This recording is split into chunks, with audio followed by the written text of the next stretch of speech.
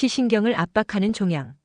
살아있지만 보이지 않는 삶, 그게 현실이 될지도 모릅니다. 저는 한국 의료진들로부터 찾은 생명의 시력으로 활발하게 일상생활을 하고 있습니다. 한국 의료와 몽골 의료 관련 업무도 우호적으로 진행하고 있어요.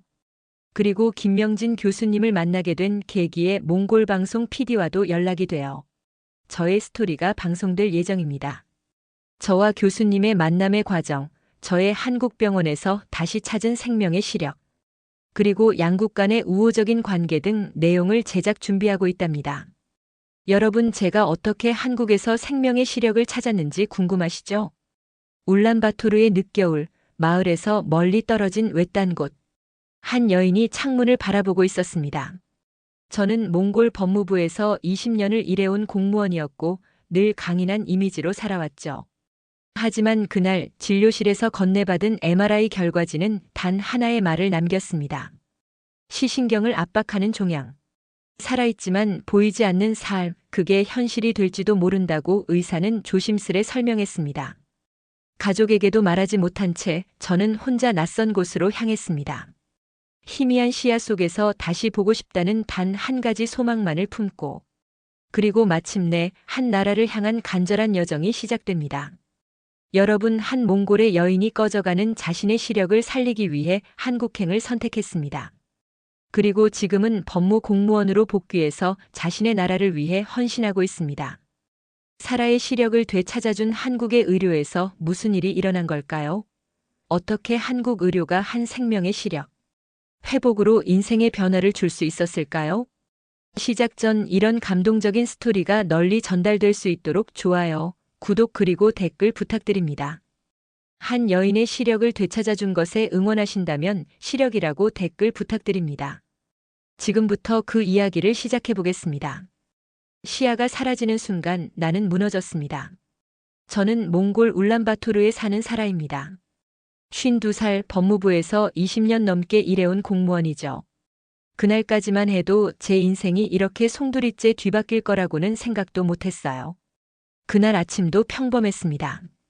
커피 한 잔을 마시며 신문을 읽다가 문득 왼쪽 글자들이 흐릿하게 보인다는 걸 발견했어요. 처음엔 안경을 바꿔야 하나 싶었죠. 하지만 며칠이 지나도 증상은 나아지지 않았고 오히려 더 심해졌습니다. 몽골 국립병원을 찾아 진료를 보면서 필요한 검사를 모두 시행했습니다. 결과를 듣던 그날 하얀 벽, 딱딱한 의자, 그리고 형광등 불빛이 눈을 아프게 했습니다.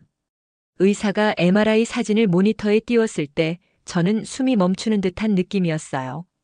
제 뇌 속 깊은 곳에 하얀 덩어리가 자리 잡고 있었습니다. 시신경을 감싸듯 말이죠. 의사의 입이 움직이는 걸 봤지만 귀에는 아무 소리도 들리지 않았어요. 오직 제 심장이 쿵쾅쿵쾅 뛰는 소리만 울렸습니다. 진료실 의자가 흔들리는 것 같았는데 알고 보니 제가 떨고 있었던 거였어요. 손끝이 차갑게 식어갔고 목이 바짝 말랐습니다. 의사가 건네준 물 한 컵을 마셨지만 목으로 넘길 수가 없었어요. 그 순간부터 왼쪽 시야가 실제로 흐려지기 시작했습니다. 마치 회색 커튼이 서서히 내려오는 것 같았어요. 공포가 가슴 깊숙이 파고들었습니다. 숨쉬기가 어려워졌고 진료실 안의 공기가 무겁게 느껴졌어요. 진료실을 나서는 나의 다리는 후들거렸습니다. 복도 벽에 기대서서 한참을 서 있었어요. 지나가는 사람들의 발소리가 멀게 들렸고 모든 게 비현실적으로 느껴졌습니다. 마치 제가 꿈속에 있는 것 같았어요. 집으로 돌아가는 택시 안에서 창밖을 봤습니다. 울란바토르의 익숙한 거리가 낯설게 보였어요. 지나가는 건물들, 사람들, 자동차들. 모든 게 마치 이별 인사를 하는 것 같았습니다. 왼쪽 눈으로는 점점 더 흐릿하게 보였거든요. 택시기사가 뭔가 말을 걸었지만 대답할 수 없었어요. 목에 뭔가 걸린 것처럼 말이 나오지 않았습니다. 기사는 백미러로 제 얼굴을 보더니 조용히 음악을 틀어줬어요. 그 배려가 오히려 더 슬프게 만들었습니다. 집 앞에 도착했을 때 현관문이 무겁게 느껴졌어요. 열쇠를 꺼내는 손이 떨렸고 몇 번이나 시도해서야 문을 열 수 있었습니다. 집 안은 조용했어요. 남편은 출장 중이었고 딸들은 학교에 가고 없었죠. 거실 소파에 털썩 주저앉았습니다. 평소 같으면 바로 저녁 준비를 시작했을 텐데 그날은 움직일 수가 없었어요. 온몸에서 힘이 빠진 것 같았습니다. 그날 밤 침대에 누워 천장을 보면서 처음으로 죽음을 생각했어요. 아니, 죽음보다 더 무서운 것을 말입니다. 살아있되 아무것도 보지 못하는 살 말입니다. 남편과 딸들의 얼굴이 떠올랐어요. 이제 그들을 제대로 볼 수 없게 되는 건가요? 손끝이 차갑게 식어갔습니다. 법무부에서 늘 냉철하고 침착하다는 소리를 들었던 제가 그날 밤은 이불을 뒤집어 쓰고 아이처럼 울었어요. 베개가 눈물로 흠뻑 젖을 정도로 울었습니다. 암이라는 단어가 머릿속에서 맴돌았어요. 그 글자가 제 50여 년 인생을 한순간에 집어삼키는 것 같았습니다. 미래가 보이지 않았어요. 문자 그대로 말입니다. 혼자만의 절망 속에서 희미한 빛을 찾았습니다. 가족들에게는 말할 수 없었어요. 어떻게 말하겠습니까? 내가 곧 시력을 잃게 될 수도 있다고, 내가 더 이상 그들을 볼 수 없게 될지도 모른다고요. 다음 날 아침 남편이 걱정스러운 표정으로 제게 물었습니다. 얼굴이 안 좋다고 무슨 일이냐고요. 저는 그냥 피곤하다고 둘러댔어요. 그 거짓말이 목구멍에서 가시처럼 걸렸지만 달리 방법이 없었습니다. 딸들도 눈치를 챘나 봅니다. 평소보다 조심스럽게 굴더라고요. 막내가 제 손을 잡으며 엄마 괜찮냐고 물었을 때 울음이 터질 뻔했어요. 하지만 꾹 참았습니다. 아이들이 걱정할까 봐서요. 출장이 있다는 핑계를 댔습니다. 일주일 정도 지방에 다녀올 거라고 했어요. 거짓말이었습니다. 저는 울란바토르 외곽의 허름한 게스트하우스로 혼자 떠났어요. 아무도 저를 모르는 곳에서 혼자 있고 싶었거든요. 게스트하우스까지 가는 버스 안에서도 계속 왼쪽을 확인했습니다. 창밖 풍경이 점점 더 흐릿해지는 게 느껴졌어요. 어제까지 보였던 간판 글씨가 오늘은 흐릿했고 사람들 얼굴도 선명하지 않았습니다. 작은 방에 도착했을 때 첫 번째로 한 일은 거울을 보는 것이었어요. 제 얼굴이 말이 아니었습니다. 눈 밑에 다크서클이 깊게 패여 있었고 입술은 바짝 말라 있었어요. 이게 정말 저인지 믿기지 않았습니다. 방 구석에 웅크리고 앉아 창밖을 봤어요. 멀리 산들이 보였는데 왼쪽 시야로는 희미하게만 보였습니다. 오른쪽 눈을 가리고 왼쪽만으로 봤을 때는 거의 보이지 않았어요. 이게 제가 앞으로 살아갈 세상이구나 싶으니까 절망감이 밀려왔습니다. 밤이 되니 더 무서웠어요. 어둠 속에서는 온 세상이 똑같이 보였거든요. 보이는 쪽 눈과 안 보이는 쪽 눈의 차이를 더 절실하게 느꼈습니다. 전등을 켜도 왼쪽은 여전히 어둠 속이었어요. 사흘째 되던 날이었어요. 그냥 죽어버리고 싶다는 생각이 들었습니다. 이렇게 조금씩 시력을 잃어가며 사는 것보다는 차라리. 그런 끔찍한 생각이 머릿속을 파고들었어요. 그때였습니다. 라디오를 틀어놨는데 어떤 뉴스가 흘러나왔어요. 아나운서의 목소리가 또렷하게 들렸습니다. 한국의 신경외과 의사가 몽골 오지에서 무료 의료 봉사를 한다는 내용이었어요. 벌써 6번째 방문이라고 했습니다. 그 순간 가슴이 뛰기 시작했어요. 마치 마른 땅에 내리는 단비 같았습니다. 며칠 동안 완전히 꺼져 있던 마음에 작은 불씨가 지펴지는 느낌이었어요. 한국이라는 나라에서 온 의사가 여기 몽골까지 와서 사람들을 치료해준다니요. 돈도 받지 않고 말입니다. 왜 그럴까요? 어떤 마음으로 이 먼 나라까지 오는 걸까요? 갑자기 살고 싶다는 마음이 들었어요. 포기하고 싶다는 생각만 가득했는데 그 라디오 소식을 듣자마자 뭔가가 제 안에서 꿈틀거렸습니다. 라디오를 끄고 창밖을 다시 봤어요. 여전히 왼쪽은 흐렸지만 뭔가 달랐습니다. 절망만 있던 마음 한구석에 희망이라는 작은 씨앗이 움트기 시작한 것 같았어요. 그 의사를 만나야겠다고 생각했습니다. 지금 이 절망에서 저를 건져낼 수 있는 유일한 사람이 바로 그분이라는 직감이 들었거든요. 김명진이라는 이름도 뉴스에서 나왔어요. 그 이름을 계속 되뇌었습니다. 게스트하우스 침대에 누워 천장을 봤어요. 처음으로 내일이 기다려졌습니다. 한국으로 가는 길을 찾아야 했거든요. 그분을 만나야 했으니까요. 손을 가슴에 얹었을 때 심장이 다시 힘차게 뛰고 있었어요. 며칠 만에 처음으로 느끼는 생명력이었습니다. 저는 마지막 희망을 향한 간절한 발걸음을 옮길 수밖에 없었습니다. 울란바토르로 돌아온 저는 마치 미친 사람처럼 움직였어요. 김명진 교수님을 찾기 위해서였습니다. 수첩에 적어놓은 전화번호들을 하나씩 돌리기 시작했어요. 가장 먼저 몽골 국립병원에 전화했습니다. 접수 데스크, 신경외과, 원무과까지 돌렸지만 모두 모른다는 답변뿐이었어요. 방송국에도 전화했습니다. 그 뉴스를 진행한 기자를 만나고 싶다고 했죠. 10번도 넘게 거절당했어요. 개인정보라서 알려줄 수 없다는 말만 돌아왔습니다. 어떤 곳에서는 아예 전화를 끊어버리기도 했어요. 하지만 포기할 수 없었습니다. 시간이 없었거든요. 매일 아침 거울을 보면서 왼쪽 시야를 확인했어요. 어제보다 더 흐려진 것 같았습니다. 신문 글자도 점점 더 작게 보였고 TV 화면의 자막도 흐릿했어요. 병이 진행되고 있다는 걸 온몸으로 느꼈습니다. 한국 대사관에도 가봤어요. 비자 신청하러 온 사람들 사이에 앉아서 한참을 기다렸습니다. 직원에게 한국 의사에 대해 물어봤지만 공식적인 채널을 통하라는 답변뿐이었어요. 절망적이었어요. 이렇게 가까이에 있는 희망을 붙잡을 수 없다니. 밤마다 침대에 누워 천장을 보며 눈물을 흘렸습니다. 정말 이대로 끝나는 건가, 아무것도 할 수 없는 건가 하는 생각이 들었어요. 그러던 어느 날 기적이 일어났습니다. 몽골 국립병원의 한 간호사가 도움을 준 거예요. 김 교수님이 곧 울란바토르로 돌아온다는 소식을 알려줬습니다. 그분을 통해 만남을 주선해달라고 간곡하게 부탁했어요. 간호사는 제 절박한 모습을 이해하고 있었습니다. 자신도 환자 가족이라 제 마음을 안다고 했어요. 그 말에 또 눈물이 났습니다.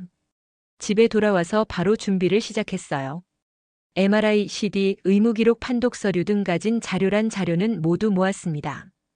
그리고 전부 영어로 번역을 맡겼어요. 제가 영어로 소통은 되지만 의학 용어가 들어가 있기에 전문적인 번역가에게 의뢰를 했어요. 번역비가 만만치는 않았지만 지금 돈이 문제가 아니었어요. 제가 할 수 있는 모든 준비를 하고 만나야 상담이 잘 이루어질 것이라 믿었어요. 번역된 서류들을 받아봤을 때 두꺼운 파일이 되어 있었어요. 제 병의 모든 것이 그 안에 담겨 있었습니다.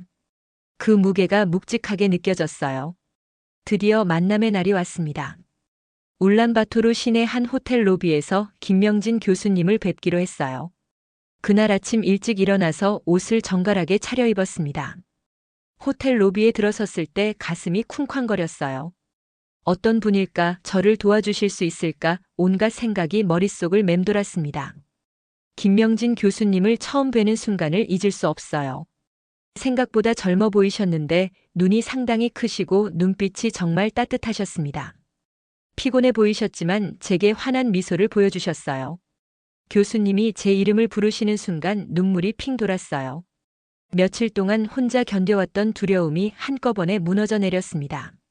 낯선 분인데도 왜 그렇게 반가웠을까요? 제가 준비한 자료들을 정말 꼼꼼히 보셨어요. 하나하나 자세히 살펴보시고 몽골 의사와도 직접 통화하시더라고요. 그 모든 과정이 저에게는 마지막 심판 같았습니다. 1시간쯤 지났을까요? 교수님이 고개를 들어 저를 보셨어요. 그리고는 조용히 말씀하셨습니다. 위치가 까다롭긴 하지만 한국에서 수술이 가능하다고 희망을 가져도 된다고요. 그 말을 들은 순간 세상이 다시 돌아가기 시작했어요. 며칠 동안 멈춰있던 시간이 다시 흘러가는 기분이었습니다. 가슴 깊숙한 곳에서 뜨거운 무언가가 올라왔어요. 목이 메어서 제대로 말할 수 없었어요. 그냥 고개만 끄덕였습니다. 교수님은 제 어깨를 가만히 두드려 주셨어요. 그 손길이 얼마나 따뜻했는지 모릅니다. 한국이 저를 살려줄 거라는 확신이 들었어요. 몽골까지 와서 사람들을 돌봐주는 의사가 있는 나라이고, 이분은 몽골에 오지까지 오셔서 의료봉사를 하시는 분이라면 분명 남다른 의학적 철학이 있으신 분이라는 믿음도 생겼습니다. 호텔을 나서는 길에 울란바토르 거리가 다르게 보였어요. 이제는 이별이 아니라 잠시 떠나는 것처럼 느껴졌거든요. 곧 돌아올 수 있을 것 같았어요. 건강한 모습으로 말입니다. 그리고 집으로 돌아와 이 모든 진행 과정을 남편에게 전달했습니다. 남편과 저는 부둥켜 안고 울었습니다. 그동안 말하지 않고 혼자 고민했을 저를 위로하며 내가 결정한 모든 일에 함께 하겠다고 했어요. 그리고 한국행을 위한 모든 과정을 남편이 전적으로 도와주며 진행해 주었어요. 저는 생과 사의 갈림길에 귀로에 섰습니다. 인천국제공항에 도착한 날을 잊을 수 없어요. 그때 저는 이미 혼자 걸을 수 없는 상태였습니다. 비행기에서 내리는 것도 승무원의 도움을 받아야 했어요. 시야가 깜빡깜빡 사라졌다 나타났다를 반복했거든요. 공항 직원이 휠체어를 가져왔을 때 가슴이 미어졌어요. 이게 현실이구나 싶었습니다. 몇 달 전만 해도 멀쩡히 걸어 다녔던 제가 이제는 휠체어 신세가 되다니. 휠체어에 앉아 나와 남편과 함께 짐을 찾았어요. 입국장으로 들어서니 이미 병원에서 직원이 나와 저를 기다리고 있었어요. 그 직원은 팻말을 들고 있어서 쉽게 찾을 수 있었습니다. 제가 한국 입국 전 이미 병원 예약과 전반적인 진행 과정은 국제진료센터의 의료 코디네이터 송주현 선생님과 통화와 메일을 주고받았어요. 공항에서 나오면서 창밖 서울 풍경을 봤습니다. 높은 빌딩들과 넓은 도로가 펼쳐져 있었어요. 질서정연하게 흘러가는 차들, 깨끗한 도로, 체계적인 교통시설들. 이곳에서라면 저를 살려줄 수 있을 것 같다는 생각이 들었어요. 공항에서 병원까지 가는 길에 서울의 밤 풍경을 봤습니다. 네온 사인들이 반짝이고 늦은 시간인데도 사람들이 바쁘게 움직이고 있었어요. 활기찬 도시의 모습이 저에게는 희망으로 보였습니다. 늦은 시간 병원에 도착해 우선 응급실로 들어갔어요. 늦은 시간임에도 불구하고 국제진료센터의 의료 코디네이터 송주현 선생님이 저를 기다리고 있었어요. 그 순간 알았어요. 여기서는 나를 포기하지 않겠구나. 몽골에서는 느낄 수 없었던 체계적이고 전문적인 의료 시스템이 느껴졌습니다. 모든 게 환자를 위해 설계된 것 같았어요. 입원실로 옮겨진 후 전담 간호사 지영미 씨를 만났습니다. 30대 초반으로 보이는 젊은 분이었는데 눈빛이 정말 따뜻하셨어요. 제가 몽골에서 온 사실을 이미 알고 계시었고 특별히 더 신경 써주시는 걸 느낄 수 있었어요. 한국에서의 첫날 밤은 강남 세브란스 병원에서 보내게 되었어요. 깊은 잠을 잘 수는 없었지만 그래도 마음이 많이 편안해졌어요. 다음 날 아침 신경외과 지영미 전담 간호사가 방문하여 수술 전, 후 과정을 아주 자세하게 설명해 주었어요. 마지막으로 제 손에 말랑한 작은 곰 인형을 쥐어주며 의사 표시를 할 때 사용하는 방법을 알려주었어요. 혹여 신경계 이상으로 의사소통이 잘 이루어지지 않을 경우 질문에 대답할 수 있는 방법으로 사용하는 목적이었어요. 시술 중에 손에 쥐고 혹여 의사표시를 해야겠다고 생각하면 누르라고 했어요. 그럼 간호사들이 알 수 있다고 제 목소리가 되어줄 거라고 말씀해 주셨어요. 그 순간 눈물이 터졌어요. 이 작은 곰 인형이 얼마나 소중한지 제가 혼자가 아니라는 걸 보여주는 증거 같았거든요. 머나먼 타국에서 이런 따뜻함을 받을 줄 몰랐어요. 병원 시설도 놀라웠습니다. 깨끗하고 현대적인 장비들, 체계적으로 정리된 병실, 그리고 무엇보다 모든 직원들이 환자를 대하는 태도가 달랐어요. 제가 외국인이라고 차별하지 않고 오히려 더 세심하게 돌봐주셨습니다. 시술 전날 밤 잠이 오지 않았어요. 내일이면 제 머리를 열고 뇌 속 종양을 제거한다고 생각하니 무서웠습니다. 성공할지 실패할지 아무도 모르는 수술이었거든요. 김명진 교수님이 마지막 설명을 해주셨습니다. 종양이 시신경과 아주 가까이 있어서 수술 중 시신경이 손상될 위험이 있다고 하셨어요. 최대한 조심하겠지만 혹시 모를 위험성은 말씀드려야 한다고요. 혹시 모를 위험성. 그 말의 무게가 어깨를 짓눌렀어요. 하지만 이미 돌아갈 길은 없었습니다. 이 상태로 몽골로 돌아간다면 결국 시력을 완전히 잃게 될 테니까요. 수술 당일 아침이 왔습니다. 간호사들이 저를 수술실로 데려갔어요. 복도를 지나면서 천장의 형광등이 빠르게 스쳐 지나갔습니다. 마지막으로 본 세상의 모습이 될 수도 있다고 생각하니 가슴이 미어졌어요. 수술실 앞에서 김명진 교수님을 다시 뵈었습니다. 수술복을 입으신 모습이 정말 든든해 보였어요. 교수님이 제 손을 꽉 잡아주셨습니다. 그 따뜻한 온기가 팔로 전해졌어요. 마취가 시작되면서 의식이 흐릿해졌습니다. 마지막으로 기도했어요.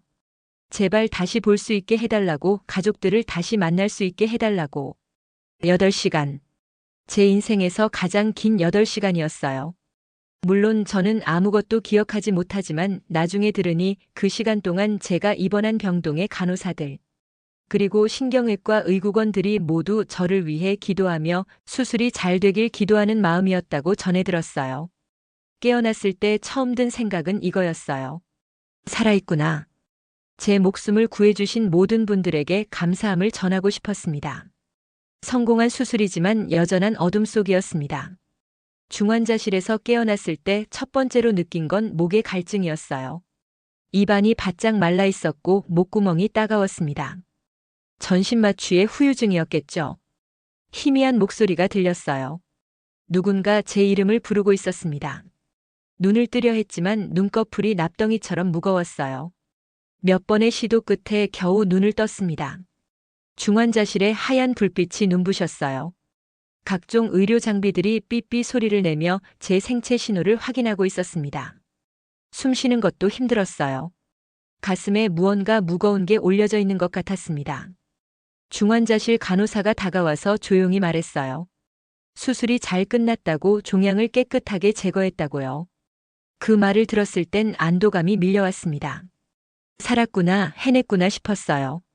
하지만 그 기쁨은 잠깐이었습니다. 제가 확인하고 싶었던 건 따로 있었거든요. 천천히 왼쪽을 봤는데 아무것도 보이지 않았어요. 수술 전보다 더 깜깜했습니다. 완전한 암흑이었어요. 가슴이 철렁했어요. 설마 수술이 실패한 건 아니겠지, 설마 영영 못 보게 된 건 아니겠지. 온갖 나쁜 생각들이 머릿속을 파고들었습니다. 손끝에 곰 인형을 잇는 힘껏 꽉 쥐었어요. 중환자실 간호사가 달려왔습니다. 제 절망스러운 표정을 보더니 이마에 손을 얹고 부드럽게 말씀해 주셨어요. 수술은 성공적이었다고, 종양은 완전히 제거됐다고 하셨어요.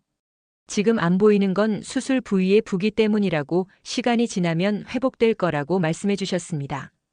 하지만 기다림이 이렇게 고통스러울 줄 몰랐어요. 매 순간이 지옥 같았습니다. 혹시 평생 이대로일까봐, 혹시 수술이 정말 실패한 걸까봐. 불안이 꼬리에 꼬리를 물었어요. 중환자실은 밤낮이 없었어요. 형광등이 24시간 켜져 있었고 각종 기계음이 끊임없이 들렸습니다. 잠들기가 어려웠어요. 눈을 감으면 더 무서운 생각들이 밀려왔거든요. 특히 밤에는 더 무서웠어요. 병실이 조용해지면 온갖 나쁜 생각들이 머릿속을 파고들었습니다. 이제 정말 장애인이 되는 건가, 가족들에게 짐이 되는 건가, 앞으로 어떻게 살아야 하나? 김명진 교수님이 회진을 오실 때마다 같은 질문을 했어요. 정말 나아질까요? 이대로 계속 안 보이는 건 아니죠? 언제쯤 회복될까요? 교수님은 매번 인내심을 갖고 설명해 주셨어요. 시신경이 회복되고 있다고, 부기가 빠지면서 점차 시야가 돌아올 거라고 하셨어요. 하지만 환자마다 회복 속도가 다르다고, 조금 더 기다려보자고 말씀하셨습니다. 하루가 지나고 이틀이 지나고 사흘이 지나도 변화가 없었어요. 오히려 더 절망적이었습니다. 한국까지 와서 수술까지 받았는데 결국 실패한 건가 하는 생각이 들었어요. 넷째 날 밤 혼자 펑펑 울었어요. 베개가 눈물로 흠뻑 젖을 정도로 울었습니다. 왜 저한테 이런 일이 일어나는지, 제가 뭘 잘못했는지 원망스러웠어요. 하지만 포기할 수는 없었어요. 여기까지 온 건데 이렇게 포기할 순 없었습니다. 김명진 교수님과 저를 간호하는 매 근무조마다 바뀌는 간호사님들을 믿을 수밖에 없었어요. 손끝에 곰 인형이 차가워져 있었어요. 꽉 쥐고 있던 제 손에서 온기가 빠진 거였습니다. 그 인형을 다시 따뜻하게 만들어야겠다고 생각했어요. 희망을 포기하면 안 된다고 스스로에게 다짐했습니다. 5째 날 아침 창밖에서 새소리가 들렸어요. 봄이 오고 있다는 신호 같았습니다. 저에게도 봄이 올 거라고, 다시 볼 수 있는 날이 올 거라고 믿기로 했어요. 빛이 돌아온 순간 기적이 일어난 것을 감지했어요. 중환자실로 옮긴 지 엿새째 되던 아침이었어요. 평소처럼 눈을 뜨는데 뭔가 달랐습니다. 어떻게 설명해야 할까요? 공기가 다르게 느껴졌고 침대 시트의 촉감도 더 선명했어요. 그런데 정말로 다른 게 있었습니다. 왼쪽으로 희미하게 무언가가 보이는 거예요. 처음엔 착각인 줄 알았어요. 너무 간절히 바라던 일이라 환상을 보는 건 아닐까 싶었거든요. 눈에 손을 대지 말라고 간호사님이 당부하셨는데 제가 순간 당황해서 눈에 나의 손을 대고 살짝 비비고 다시 봤어요. 정말이었습니다. 창문 틀이 흐릿하지만 분명히 보였어요. 실루엣 정도였지만 확실히 형태가 있었습니다. 심장이 미친 듯이 뛰기 시작했어요. 혈압이 갑자기 올라간 건지 귀에서 윙윙 소리가 났습니다. 믿을 수 없어서 몇 번이고 눈을 깜빡였어요. 하지만 여전히 보였습니다. 목소리가 제대로 나오지 않았어요. 흥분해서 그런지 숨이 가빠졌습니다. 간호사실을 향해 있는 힘껏 소리쳤어요. 보인다고, 정말 보인다고 말이에요. 중환자실 담당 간호사가 저에게 빨리 달려왔어요. 평소보다 빠른 걸음으로 달려오시더니 제 얼굴을 자세히 들여다보셨습니다. 눈을 동그랗게 뜨시더라고요. 정말 보이냐고 물어보셨어요. 무엇이 보이는지 말해보라고 하셨습니다. 저는 떨리는 목소리로 대답했어요. 창문이 보인다고, 창틀이 보인다고, 희미하지만 분명히 보인다고요. 그 순간부터 눈물이 폭포처럼 쏟아졌어요. 너무 기뻐서, 너무 감사해서, 너무 믿기지 않아서 온갖 감정이 한꺼번에 터져 나왔습니다. 숨을 제대로 쉴 수 없을 정도였어요. 중환자실의 다른 간호사님들도 저와 함께 기뻐해 주셨어요. 눈가에 눈물이 고일 정도였어요. 김명진 교수님에게 연락이 갔나 봅니다. 평소보다 빠른 걸음으로 중환자실로 들어오셔서 여러 검사를 하기 시작하셨습니다. 검사용 라이트로 제 눈을 비춰보시고 시야 검사도 하셨어요. 하나하나 확인하시는 동안 저는 가슴이 두근거려서 견딜 수 없었습니다. 혹시 일시적인 현상은 아닐까봐 불안했거든요. 검사가 끝난 후 교수님이 환하게 웃으셨어요. 시신경이 살아나고 있다고, 회복이 시작됐다고 말씀해 주셨습니다. 앞으로 점점 더 좋아질 거라고 하셨어요. 그 말을 들을 때의 기분을 뭐라고 표현할까요? 죽었다가 다시 살아난 기분이었어요. 세상이 다시 제게 돌아온 거죠. 빛이 다시 제 삶에 들어온 거였습니다. 그리고 저는 중환자실에서 병실로 전동을 하게 되었어요. 이제 회복 단계로 들어선 것입니다. 다음 날에는 더 선명하게 보였어요. 간호사들 얼굴도 흐릿하게나마 구분할 수 있었고 벽에 걸린 시계도 보였습니다. 숫자는 잘 안 보였지만 시계 바늘은 보였어요. 매일매일이 새로운 기적이었어요. 오늘은 어제보다 뭐가 더 보일까? 내일은 또 뭐가 보일까? 하루하루가 크리스마스 선물을 받는 기분이었습니다. 일주일 후 저는 두 눈을 똑똑히 뜨고 병원 복도를 걸었어요. 휠체어도 지팡이도 없이요. 처음엔 약간 비틀거렸지만 점점 안정된 걸음을 걸을 수 있었습니다. 복도를 지나가는 모든 사람들이 저를 위해 축하해 줬어요. 의사 선생님들, 간호사들, 청소하시는 분들까지 모두가 제 회복을 함께 기뻐해 주셨습니다. 그들의 환한 미소를 두 눈으로 똑똑히 볼 수 있다는 게 너무 행복했어요. 며칠 전까지만 해도 불가능할 거라고 생각했던 일이었거든요. 그날 밤 침대에 누워 천장을 보며 생각했어요. 살아있다는 것, 볼 수 있다는 것, 그 모든 게 얼마나 귀한 선물인지. 한국이 저에게 새 생명을 준 거였어요. 병실 창밖으로 서울의 야경이 보였습니다. 불빛들이 반짝이는 게 너무 아름다웠어요. 며칠 전까지만 해도 볼 수 없었던 풍경이었는데 이제는 제 눈으로 직접 볼 수 있었습니다. 감사했어요. 한국이라는 나라에 저를 치료해준 의료진들에게, 그리고 포기하지 않고 여기까지 온 제 자신에게도 감사했습니다. 서울에서 되찾은 일상의 소중함에 감사한 마음을 이야기해보겠어요. 퇴원 후 약 한 달간은 서울에 더 머물기로 했어요. 외래 진료도 받고 완전한 회복을 확인하기 위해서였습니다. 그 시간들이 제 인생에서 가장 값진 추억이 되었어요. 그리고 외래 진료를 본 후 한국을 좀 더 알고 싶어 남편이 컨시어지 서비스도 신청해 놓았더라고요. 정말 모든 게 너무 감사할 뿐이었어요. 첫날 아침 호텔 침대에서 혼자 일어났을 때의 감동을 잊을 수 없습니다. 누구의 도움도 받지 않고 제 힘으로 일어나서 화장실에 가고 세수를 하고 옷을 입었어요. 당연한 일상이 이렇게 소중할 줄 몰랐습니다. 컨시어지 서비스를 신청한 회사 직원으로부터 연락을 받았어요. 저의 컨디션에 맞춰 일정 조율을 잘 해주셨어요. 그날은 서울 구경을 시켜준다며 인사동으로 데려갔어요. 지하철을 타고 가는 길에 창밖 풍경을 보는 게 신기했습니다. 빠르게 스쳐 지나가는 건물들, 사람들, 자동차들. 모든 게 선명하게 보였어요. 인사동 거리는 정말 아름다웠어요. 전통적인 건물들과 현대적인 상점들이 조화를 이루고 있었습니다. 한글 간판들도 예쁘게 보였어요. 며칠 전까지만 해도 글자를 읽을 수 없었는데 이제는 하나하나 읽을 수 있었거든요. 전통찻집에서 유자차를 마셨어요. 그 달콤하고 따뜻한 맛이 제 마음까지 녹였습니다. 찻잔을 들고 있는 제 손도, 앞에 앉아 웃고 있는 사람들의 밝은 모습도 모든 게 선명했어요. 동대문 시장에도 갔습니다. 두 딸에게 줄 선물도 사고 남편에게 줄 선물도 샀어요. 시장의 활기찬 분위기가 좋았어요. 사람들의 목소리, 상인들이 물건을 파는 소리, 모든 게 생생하게 들렸습니다. 상인 아주머니가 제가 몽골에서 왔다고 하니까 반가워하시더라고요. 덤으로 더 많이 주시면서 건강하라고 하셨어요.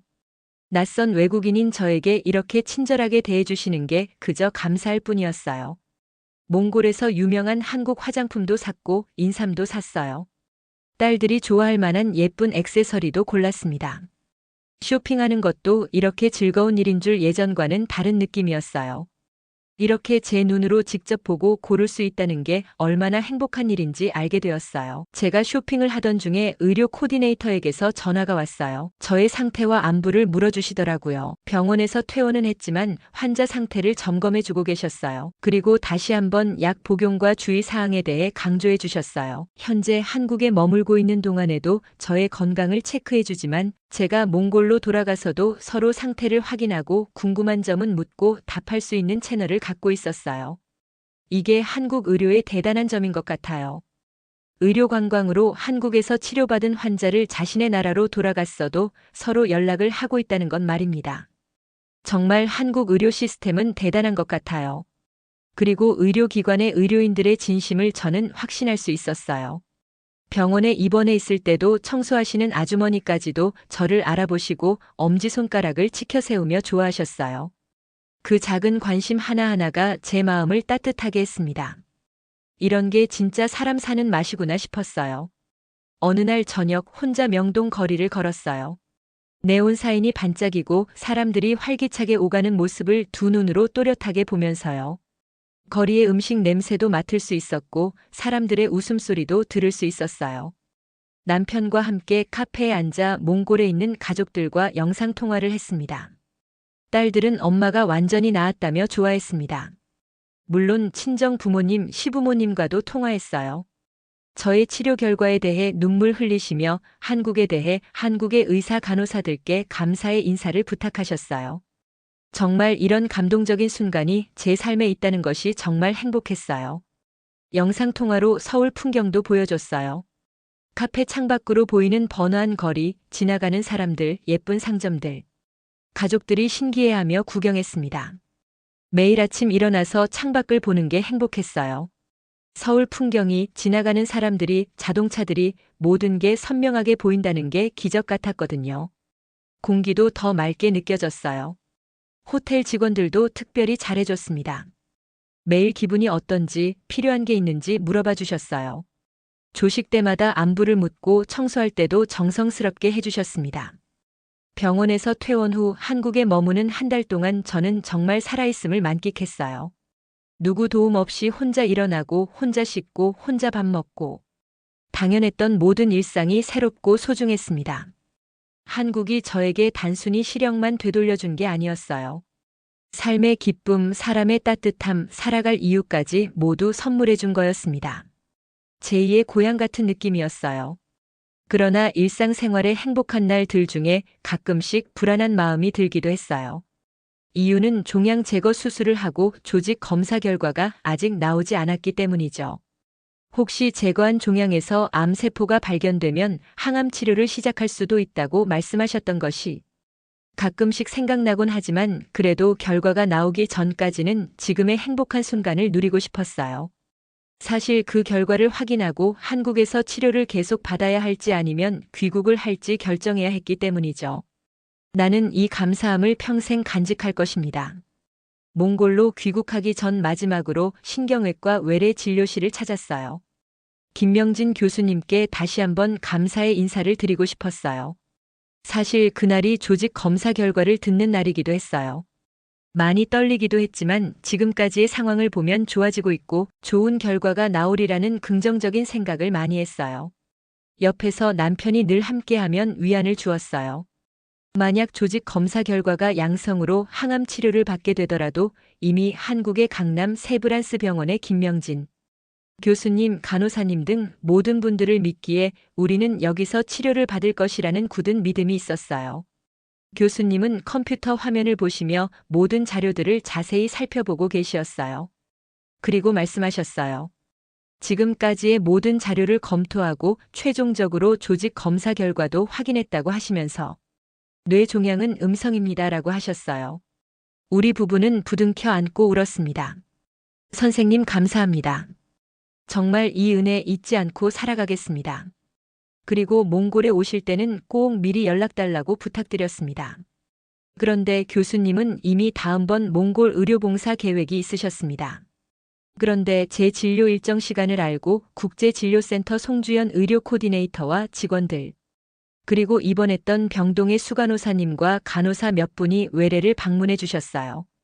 저의 조직 검사 결과를 듣고 모든 분들의 축하 인사를 받았어요. 서로 부둥켜 안고 울고 웃었습니다. 서로 감정이 정리된 후 병동의 지영미 간호사가 예쁜 보자기에 쌓인 선물을 건넸어요. 무겁지도 크지도 않은 작은 선물이었는데 받아보니 정성스럽게 만든 손수건이었습니다. 하얀 면 손수건에 정성스러운 자수가 놓여 있었어요. 사라 씨의 봄 다시 피어나길. 사랑하는 한국 친구들이. 그 글자 하나하나가 얼마나 예쁘게 수놓여 있었는지 모릅니다. 그 글자를 읽는 순간 또 눈물이 왈칵 쏟아졌어요.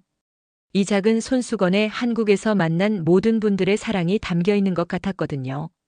지금도 그 손수건을 보면 그때의 감동이 되살아납니다. 저는 남편과 함께 준비한 선물을 김명진 교수님과 간호사님께 전달해 드렸어요. 몽골에서 준비한 선물들이었어요. 마지막으로 김명진 교수님은 몽골에 돌아가셔서 정기검진 꼭 받으라고 몸조리 잘하라고 무리하지 말라고 당부해 주셨어요. 물론 퇴원 전에 몽골에서 필요하고 참고가 될 만한 의무 기록과 영상들은 미리 잘 챙겨주셨어요. 교수님께 어떻게 감사를 표현해야 할지 모르겠다고 말씀드렸어요. 그러자 교수님은 제가 건강하게 사시는 게 가장 큰 감사라고 하시더라고요. 그 말씀에 가슴이 뭉클했습니다. 공항 가는 길에 차창밖 서울 풍경을 눈에 깊이 새겼어요. 한강도 높은 빌딩들도 넓은 도로도 이 모든 게 저에게는 새 생명을 선물해준 소중한 땅이었습니다. 비행기 창문으로 서울이 점점 멀어지는 걸 봤어요. 구름 사이로 보이는 도시의 모습이 아름다웠습니다. 언젠가 다시 이곳에 올 수 있을까요? 건강한 모습으로 말이에요. 비행기 안에서 조용히 눈을 감고 지난 날들을 되돌아봤어요. 절망의 나락에서 시작된 여행이 이렇게 희망과 감사로 끝나다니. 인생이 정말 예측할 수 없는 것 같았어요. 제가 다시 본 세상, 다시 만난 사람들, 다시 느낀 사랑들. 그 모든 것이 한국이라는 나라에서 일어났습니다. 이 나라가 아니었다면 저는 지금쯤 어떻게 되었을까요? 울란바토르 공항에 도착했을 때 기다리고 있던 딸들이 제 품에 안겼어요. 엄마, 우리 엄마 눈이 정말 맑아졌네. 완전히 나았다면서 좋아했습니다. 그 순간 가슴 깊이 깨달았어요.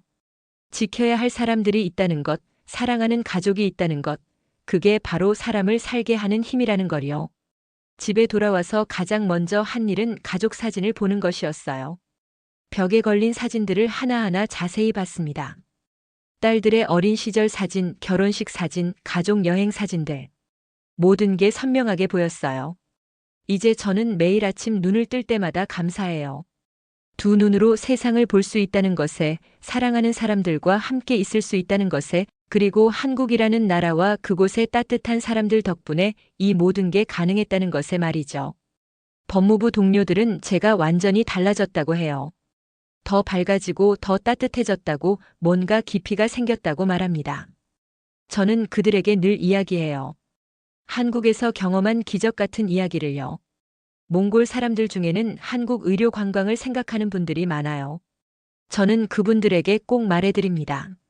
한국은 단순히 의료 기술만 뛰어난 게 아니라 사람의 마음까지 치료해주는 나라라고요. 여러분은 언제 한국이 고마운 나라라고 느끼셨나요? 저는 확신을 갖고 말할 수 있어요. 그렇게 교수님과 저의 부부는 지금도 연락하며 서로 도움을 주고받은 관계로 지내고 있습니다. 그리고 지난번 몽골에서 방송했던 PD와도 연락이 되어 저의 스토리가 방송될 예정입니다. 저와 교수님의 만남의 과정, 그리고 제가 한국에서 다시 찾은 생명의 시력, 그리고 양국 간의 우호적인 관계 등 내용을 제작하겠다고 했어요. 절망 속에서 포기하려던 한 사람에게 새 생명을 선물해준 나라, 낯선 외국인을 가족처럼 따뜻하게 품어준 사람들 손을 잡아주고, 함께 웃어준 간호사들의 미소, 말없이 정성껏 돌봐준 모든 분들의 마음. 그 하나하나가 저를 다시 살게 했다고요. 이 이야기가 여러분 마음에 닿으셨다면 구독과 좋아요 눌러주세요. 그리고 한국의 따뜻함을 느꼈던 여러분만의 이야기도 댓글로 들려주시길 바랍니다.